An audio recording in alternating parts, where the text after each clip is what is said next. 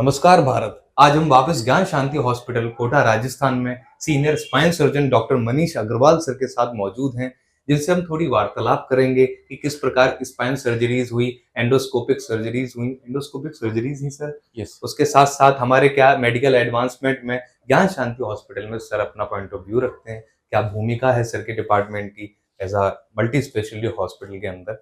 तो बिल्कुल शुरुआत करते हैं सर। मैं डॉक्टर मनीष अग्रवाल हूँ। मैं कंसल्टेंट स्पाइन सर्जन ज्ञान शांति हॉस्पिटल में नियमित रूप से 4 साल से अपनी सेवाएं दे रहा हूँ।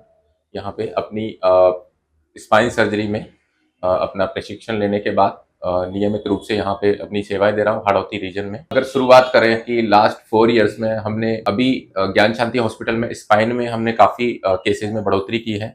ओपीडी भी नियमित रूप से हमारी बढ़ रही है और नंबर ऑफ केसेज वो जो लगभग हम देखें तो कोटा के अंदर ऑलमोस्ट सबसे ज्यादा केसेज हम लोग स्पाइन के कर रहे हैं कोटा में। रिसेंट एडवांसेज में अगर देखें तो हमने यहाँ पे मिनिमल इन्वेजिव तकनीक द्वारा जो सर्जरी की जाती है, जिसमें बहुत ही छोटे चीरे से या ट्यूबुलर सिस्टम से MIS टेक्निक जिसको बोलते हैं, उससे डीकम्प्रेशन यानी कि डिसेक्टोमी और टिलिप सर्जरी करते हैं हम लोग। यहाँ पे फिक्सेशन जो ट्रॉमा के पेशेंट होते हैं जिसपे स्पाइन फ्रैक्चर हो जाता है वो करते हैं।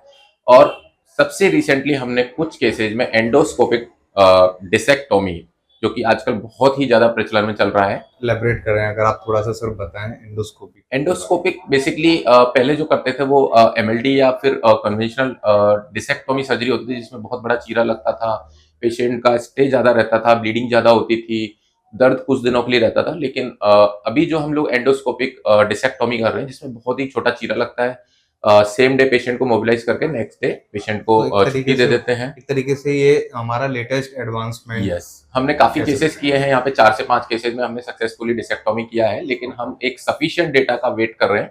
उसके बाद हम लोग अपना न्यूज में और इसमें डेटा को देंगे। बाकी हमने जिसको हम यूबी एंडोस्कोपिक स्पाइन डिसेक्टोमी बोलते हैं, वो हमने चालू कर दिया है। बाकी के अगर केसेज में देखें तो सभी तरह की एडवांस सर्जरी जो होती है, अगर किसी को ऑस्टियोपोरोटिक स्पाइन फ्रैक्चर होते हैं उसके लिए वर्टिब्रोप्लास्टी, काइफोप्लास्टी, जो कि नियमित रूप से हमारे यहाँ पे सर्जरी होती है, बहुत ही सेफ अच्छी सर्जरी होती है। लंबर कैनाल स्टीनोसिस की सर्जरी, जो भी सीवियर स्टेजेस में आते हैं, उनकी भी हमने सक्सेसफुली बहुत अच्छे ऑपरेशन किए हैं और उनको बहुत ही अच्छे रिजल्ट्स दिए हैं। बाकी की जो नॉर्मल सर्जरी होती है, slip disc, sciatica, spine fractures, spine tumour, वो रेगुलरली हमारे यहाँ पे चलती रहती है।